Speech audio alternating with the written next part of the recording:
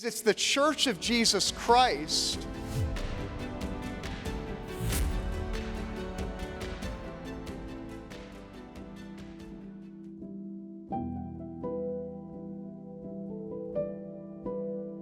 The church needs a wake-up call.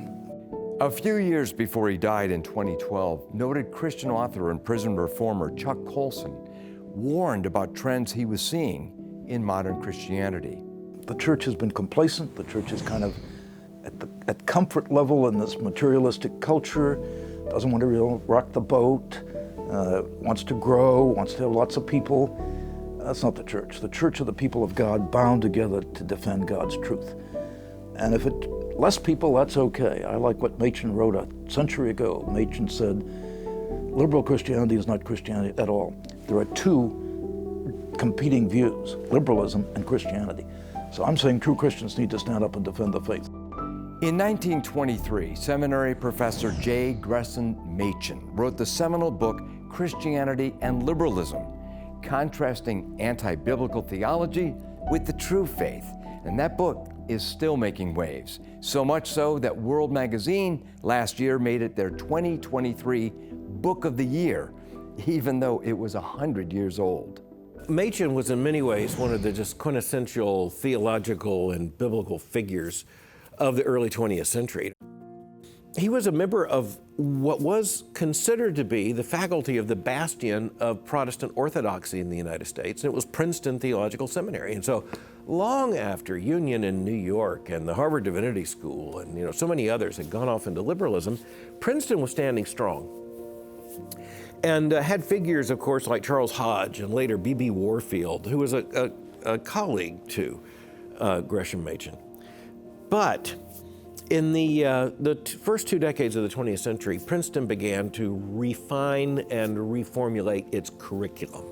With rapid advances in science, a growing number of Christian intellectuals tried to adapt Christianity to make it more acceptable to modern sensibilities. Machen held that liberals, such as those at Princeton, were redefining even the basic gospel and thus losing Christianity itself. As Machen wrote in his book, quote, "Christ died, that is history. Christ died for our sins, that is doctrine. Without these two elements, joined in an absolutely indissoluble union, there is no Christianity," end quote. Well, Machen just basically had to leave Princeton because Princeton was moving in a very different direction than what he correctly saw as Protestant confessional orthodoxy, and that's why he established Westminster Theological Seminary. And Princeton has continued his march to the left ever since. A major problem with liberal so-called Christianity, said Machen in his book, is that it minimizes the horrors of sin, since modern sensibilities were uncomfortable with ideas like sin, divine wrath, and sacrificial atonement. Wrote Machen, quote, "If sin is so trifling a matter, as the liberal church supposes, then indeed the curse of God's law can be taken very lightly, and God can easily let bygones be bygones," end quote. Part of the whole battle here, then, is one over words and definitions. Machen is absolutely right that the battle that we engage in is one of language. It's a critique of language. It's a critique of definitions. It's the deconstruction of language. We're seeing that in every way, shape, and form. People don't even know what a woman is anymore. Why? That's the idea of deconstructing language to mean something totally opposite what it should mean. Machen was dealing with issues that Christians should be aware of, given a Christian and biblical worldview more than 100 years ago. Here we are today dealing with language, not necessarily that's quote unquote Christian or that we would think of as language that we would use in a church, but it's just our everyday common language, issues like marriage. It was Machen who sounded the alarm on liberal Christianity, which gave up on the doctrines of sin, divine wrath, Jesus' virgin birth, and substitutionary death on the cross, and his bodily resurrection. To Machen, rejecting things like this was not one variety of Christianity, but a different religion altogether. And the impact of Machen's book still reverberates to this day. Well, J. Gresham Machen's Christianity and Liberalism was one of the most formative books that I read when I was coming out of a personal faith crisis.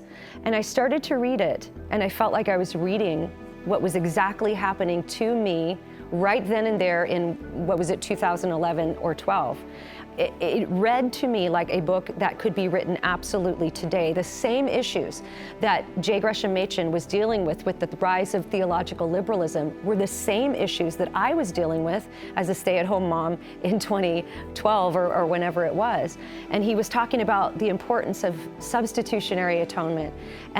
And then when he would talk about the way that the liberal preachers would preach, it was like reading about my pastor. It was like reading about some of these other thought leaders that some of my friends were starting to follow. And I thought, oh boy, the church has been through this before, and it seems like we're in round 2 of it now. And then I realized that theological liberalism is a bit like a parasite that was looking for a new host, and it found one about 10 years ago in the evangelical church. And so we have a very similar fight today that J. Gresham Machen had back in 1923 when he wrote Christianity and Liberalism.